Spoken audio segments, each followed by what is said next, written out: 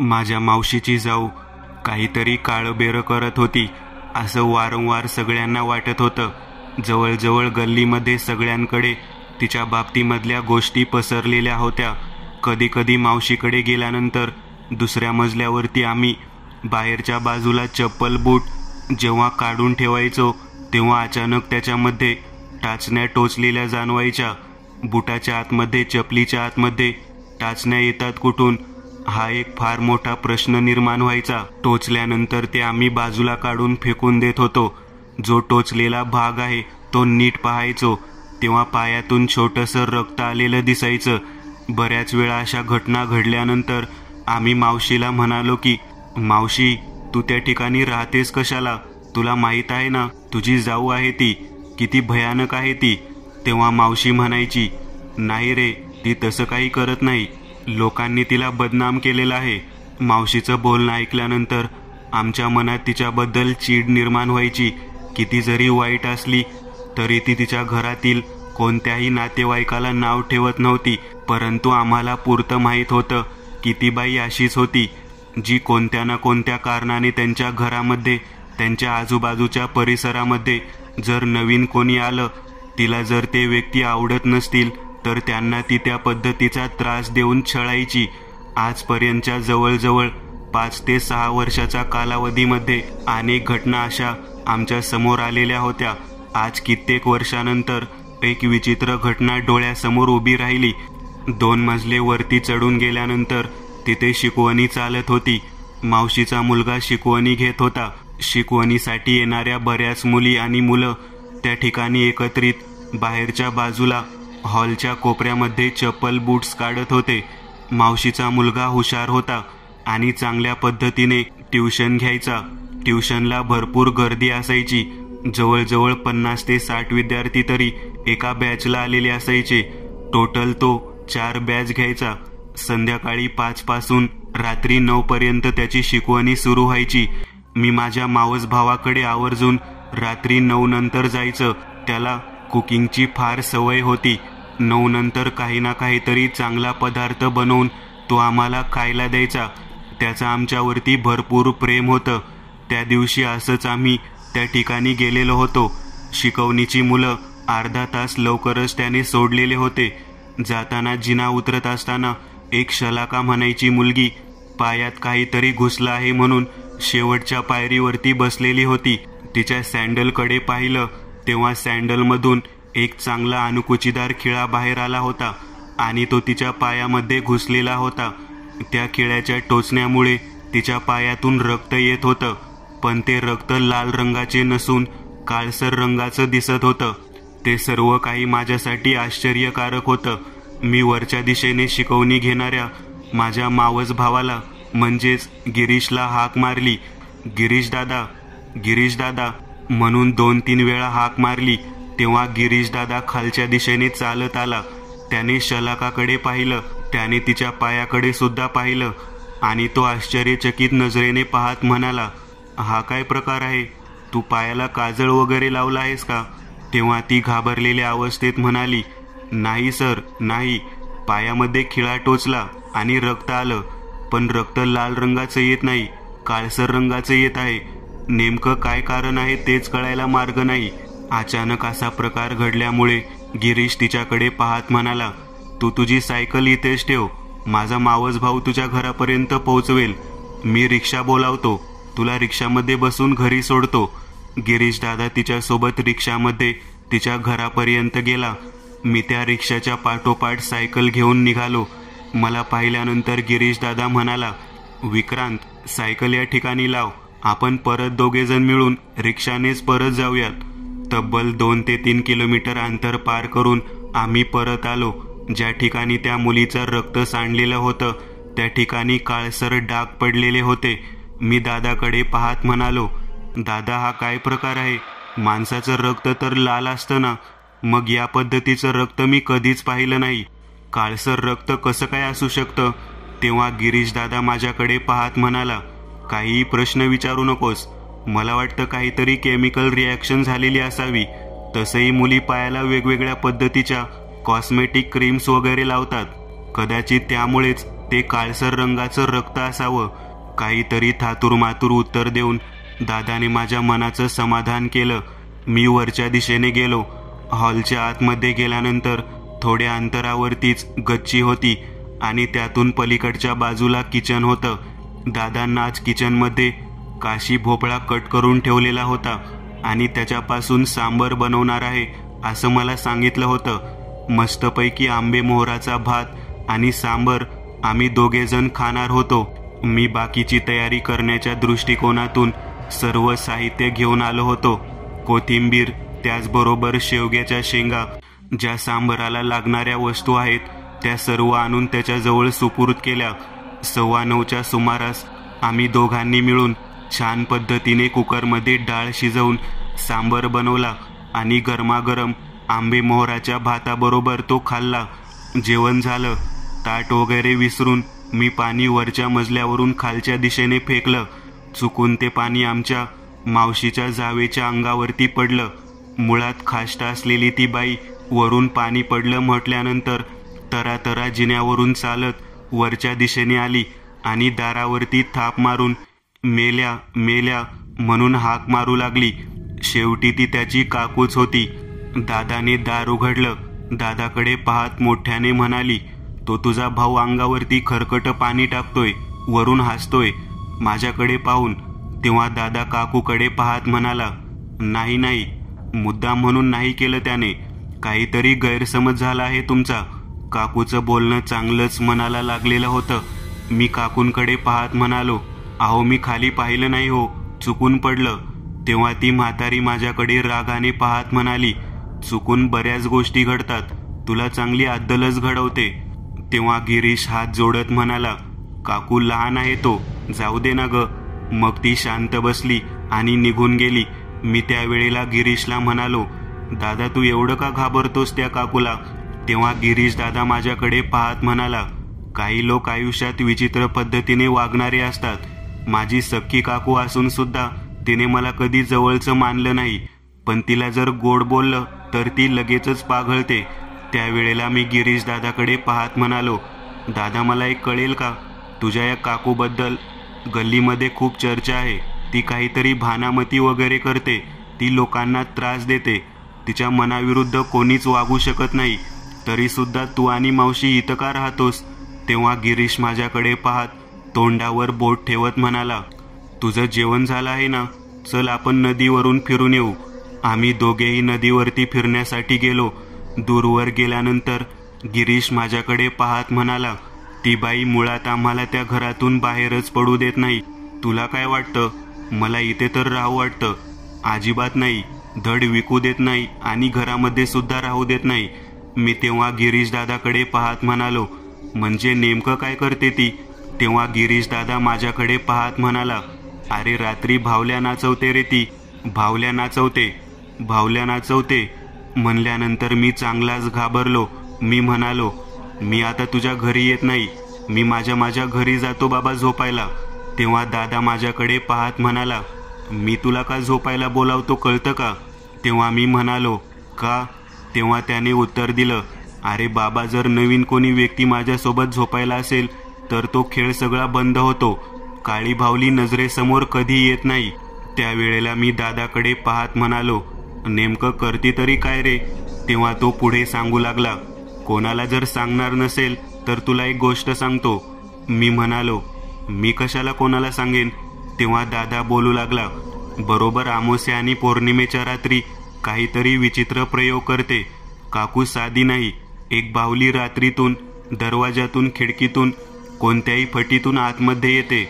आमच्या समोर येऊन काहीही बडबड करते. कसं वागायचं, कसं जगायचं, कशा पद्धतीने हालचाल करायची, कुठे जायचं नाही, काय करायचं नाही, सगळे नियम सांगते. तेव्हा मी आश्चर्यकारक नजरेने दादाकडे पाहत म्हणालो, म्हणजे बाहुली बोलते? तेव्हा दादा म्हणाला, होय बाहुली बोलते. बाहुली स्वतःच्या आवाजात बोलत नाही, काकूच्या आवाजात बोलते. त्यावेळेला मी म्हणालो, तू कसं काय म्हणतोस की काकूच्या आवाजात बोलते? तेव्हा दादा म्हणाला, अरे मी खरं तेच सांगतोय, तुला माहीत नाही. मी जेव्हा मोठ्या हॉलमध्ये झोपण्यासाठी जातो त्यावेळेला खिडकीतून, कौलावरून किंवा दाराच्या फटीतून कोठून तरी ती भावली आत आलेली असते. मला तर वाटतं अगोदरपासूनच भावली माझ्या खोलीत असते. मग मला नियम सांगते. शिकवणीला मुलं आलेली मला आवडत नाहीत. तरी पण पोट भरतोस ना तू, म्हणून ठीक आहे.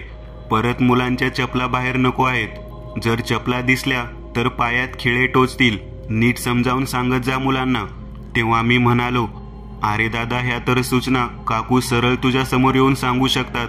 मग अशा का वागतात त्या? तेव्हा गिरीश दादा माझ्याकडे पाहत म्हणाला, मला सुद्धा तेच समजत नाही, काकू अशी का वागते. मी आईला सुद्धा म्हणालो. तेव्हा आई म्हणते, तिच्याकडे लक्ष देऊ नकोस. आपली उपासना, आपलं देवकार्य आपण चालूच ठेवायचं. मी दर पौर्णिमेला, दर अमावस्येला नारळ फोडतो. नारळ फोडल्यानंतर रात्रीच्या वेळी त्याचं पाणी सर्वत्र फेकतो. जर चुकून कधी फोडला गेला नाही तर मग मात्र आवर्जून ती भावली येते आणि तिचे नियम मला सांगून जाते.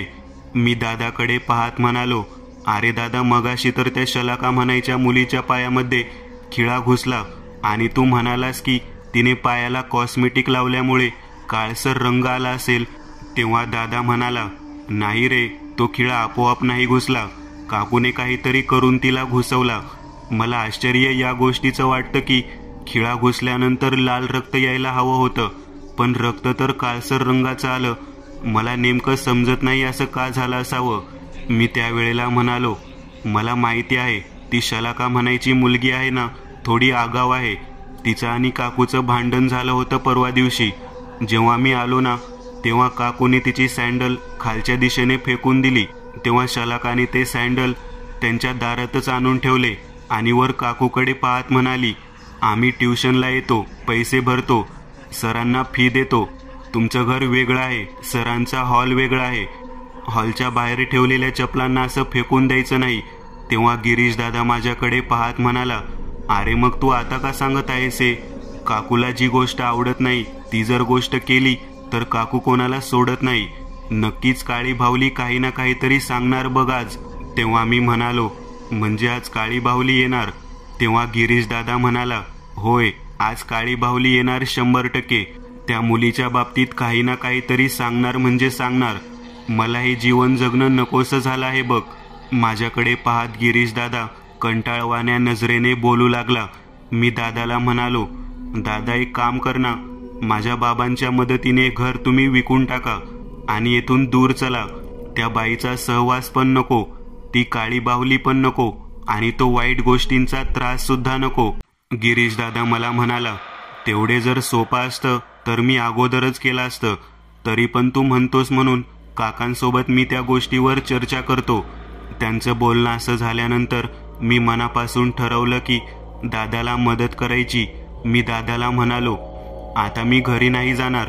तुला एकट्याला त्या ठिकाणी थांबल्यानंतर ती काळी बाहुली बोलते ना, आज मी प्रत्यक्ष पाहणारच की नेमकं घडतं तरी काय. तेव्हा गिरीश माझ्याकडे पाहत डोक्यावरून हात फिरवत म्हणाला, तुझं वय तरी किती रे? आता तू 10वी पास झाला आहेस आणि बोलतोस किती? मोठ्या माणसासारखा सल्ला देतोस. ठीक आहे, तुझा मला आधार आहे. चल आपण झोपण्यासाठी घरी जाऊयात. आम्ही झोपण्याच्या दृष्टिकोनातून घराकडे निघालो. 11:15 वाजून गेले होते. हॉल बाहेरून बंद केलेला होता. बाहेरच्याच बाजूला चप्पल वगैरे काढून आम्ही आतमध्ये प्रवेश केला. बेडवरती 2 उशा टाकून झोपण्याच्या दृष्टिकोनातून तयारी केलेली होती.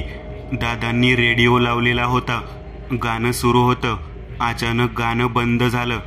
गिरीश माझ्या हाताला घट्ट धरत म्हणाला, विकी, सावध राहा बरं का. त्याचं बोलणं ऐकल्यानंतर माझ्या छातीमध्ये धडधड होऊ लागली.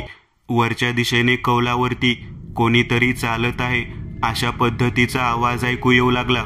मी दादाकडे पाहत म्हणालो, दादा, वर कोणीतरी आहे रे. तेव्हा दादा म्हणाला, भावली आहे ती, खाली येणार, काहीतरी बोलणार बघ. तेवढ्या दारावरती धबधब थापा पडू लागल्या. कोणीतरी दार वाजवत आहे असा आवाज ऐकू येऊ लागला. मी गिरीश दादाकडे पाहत म्हणालो, दादा, दार कोण बरं उघडत असावं? तेव्हा गिरीश म्हणाला, कोणीही दार उघडू देत, दार कोणी जरी वाजवलं तरी उघडायचं नाही. वरच्या दिशेने कौलावरती कोणीतरी चालत आहे असा आवाज अजून तीव्र स्वरूपात वाढलेला होता. हळूचे कौल कोणीतरी उचकटलं आणि आतमध्ये कोणीतरी डोकावून पाहत आहे असं काहीसं वाटलं. मी तोंडावर हात ठेवून माझा तोंडातून येणारा आवाज थांबवून धरला. गिरीश माझ्याकडे पाहत म्हणाला, आज काहीतरी वेगळं घडणार बघ. तेवढ्या दरवाजावरच्या थापा अजून मोठ्याने वाढू लागल्या. मी दादाकडे पाहत म्हणालो, दादा दार उघडायला हवं. तेव्हा गिरीश म्हणाला, दार उघडायचं काहीच नाही रे, पण नेमकं कोण असू शकतं काहीच कळायला मार्ग नाही. तेव्हा गिरीश मोठ्यांदा म्हणाला, कोण आहे, कोण आहे बाहेर, एवढ्या रात्री काय हवं आहे. तेव्हा दारावरती आवाज मोठ्याने वाढू लागलेला होता. वरच्या दिशेने जे कौल होतं ते परत आहे या स्थितीत गेलं. आता मात्र मनामध्ये चांगलीच भीती वाटू लागली होती.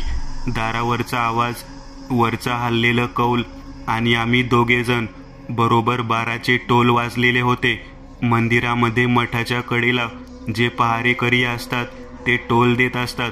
बरोबर 12चे टोल वाजल्यानंतर दरवाजावरती कोणीतरी जोरात लाथ घालावी असा आवाज आला. मी दादाकडे पाहत म्हणालो, निदान कोण आहे ते तरी पाहायला हवं, आतमध्ये घाबरून मरून जाऊ आपण. तेव्हा दादा जागेवरती उठला.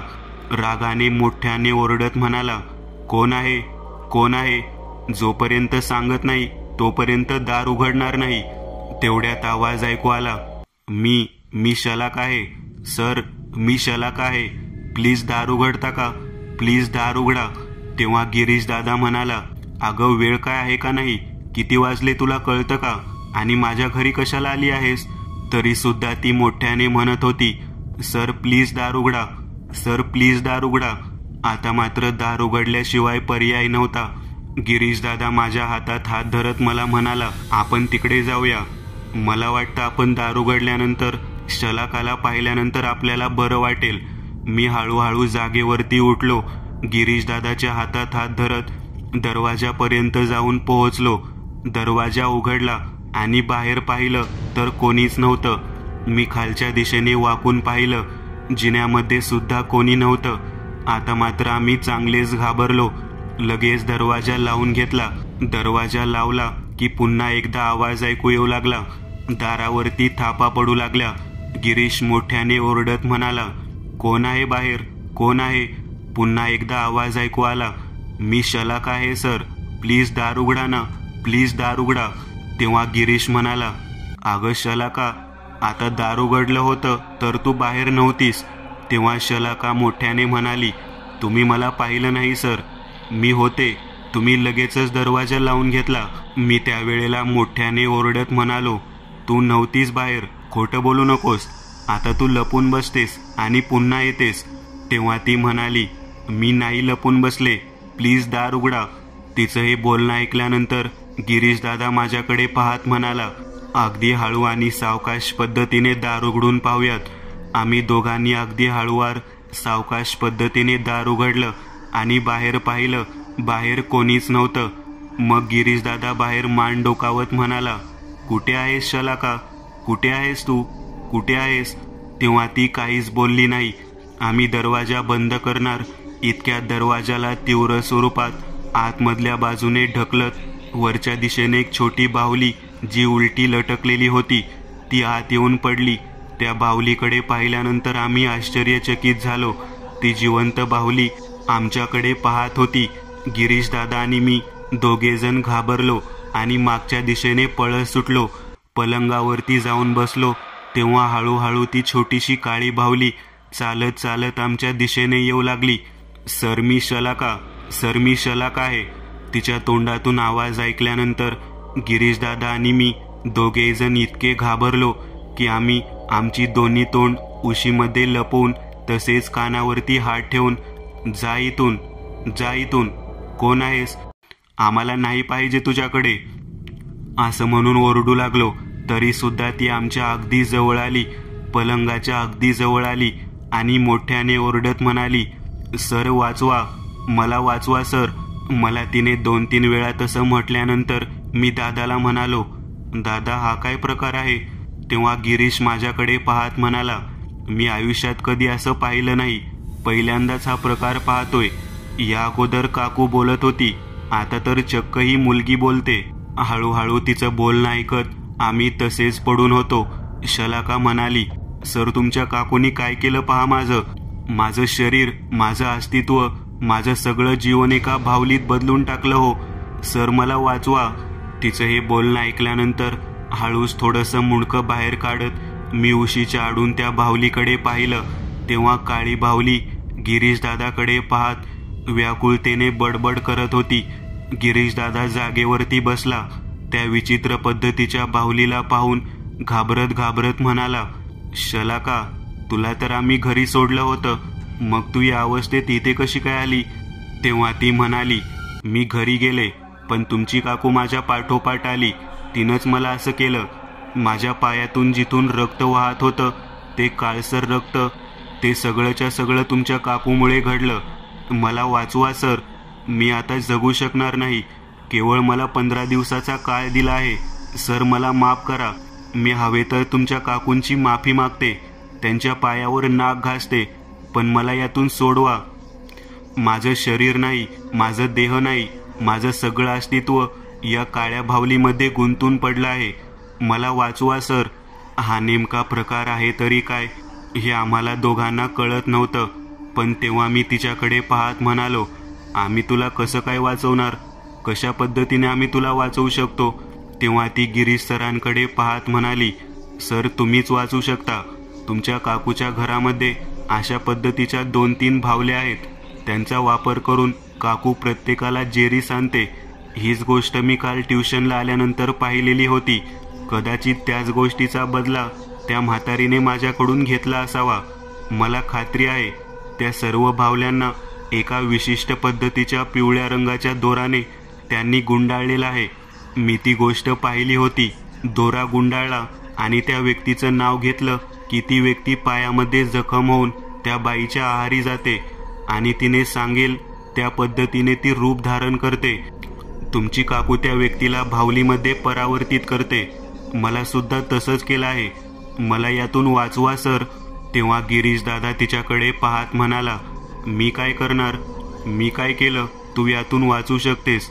तेव्हा ती म्हणाली, जे मंतरलेले दोरे आहेत ते सगळेच्या सगळे दोरे आणि काळी बाहुली नदीमध्ये विसर्जित करा. दिवस उजडायच्यात विसर्जित करा.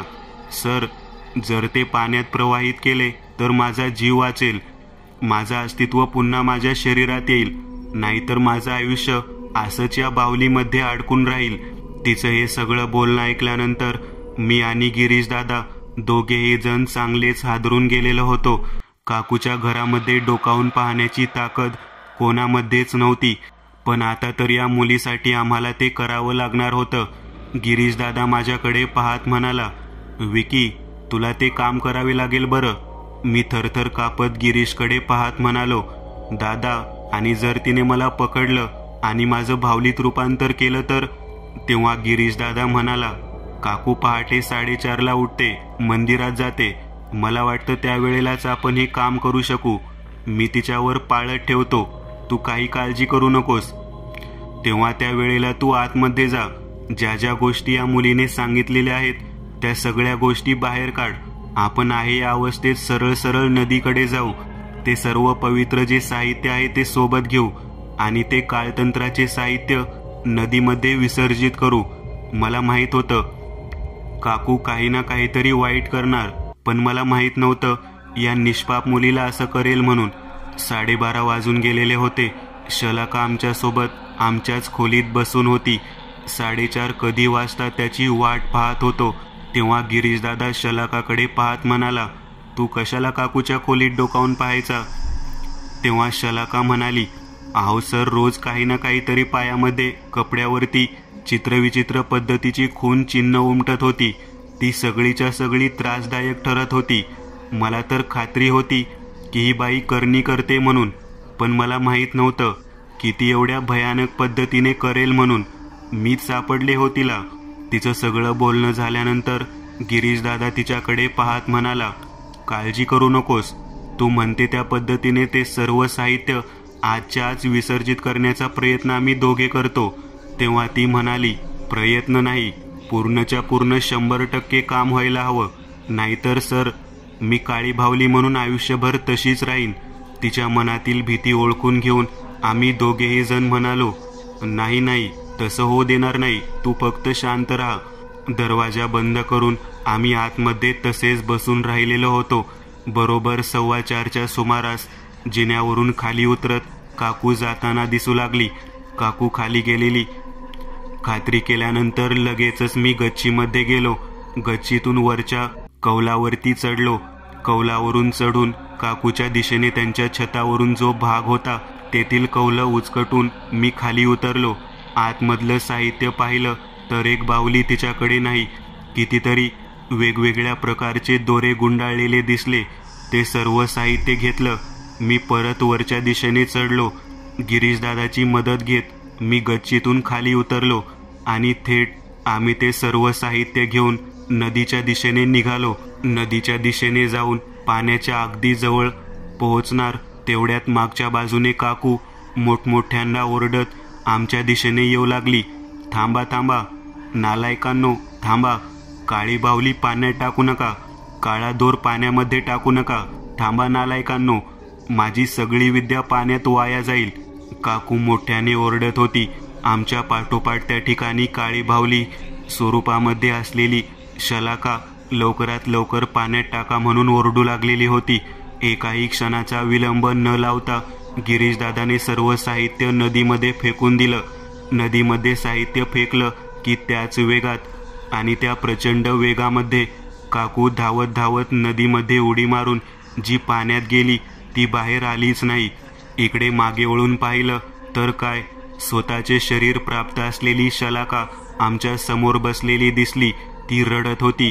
आम्ही शलाकाकडे पाहत म्हणालो, हे कसं काय घडलं? तू कशी काय तिथे अडकलीस? तेव्हा शलाका म्हणाली, सर, जेव्हा मी तुमच्या घरी येत होते किंवा चित्रविचित्र घटना मला सारख्या खुणावत होत्या. माझ्या डोळ्यामध्ये कुरुंद आहे, म्हणजे तीळ आहे.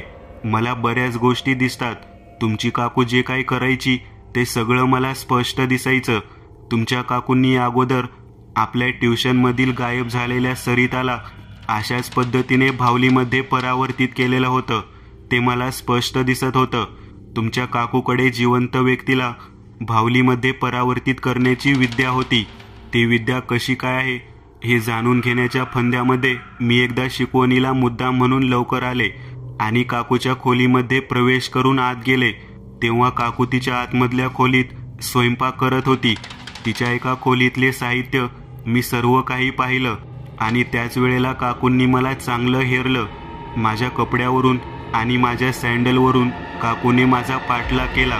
पहिल्या दिवशी सापडले नाही, परंतु सँडल न बदलल्यामुळे मी सापडले आणि तीच गोष्ट काकूने हेरून माझ्या सँडलमध्ये विशिष्ट पद्धतीचा खिळा टोचून धरला. यामुळे माझ्या शरीरातून काळ्या रंगाचं रक्त येऊ लागलं आणि अचानक रात्री तुम्ही काकूने बनवलेल्या बाहुलीमध्ये परावर्तित झाले. मला माहीत होतं या सर्व गोष्टीतून केवळ तुम्हीच मला वाचवू शकता. म्हणून सर, मी तुमच्या घरापर्यंत आले. जी व्यक्ती बाहुलीमध्ये परावर्तित होते ती जर व्यक्ती त्यातून परत जर आली तर जो व्यक्ती हा खेळ चालवतो, हा भानामतीचा खेळ चालवतो, तो त्याचे अस्तित्व हरवून जातो. त्याचा जीव त्या क्षणी जातो. तुम्ही मला यातून बाहेर काढलं, पण तुमच्या काकूचा जीव मात्र यात नदीमध्ये समाविष्ट झाला. मी शलाकाकडे पाहत म्हणालो, जे होतं ते चांगल्यासाठीच होतं.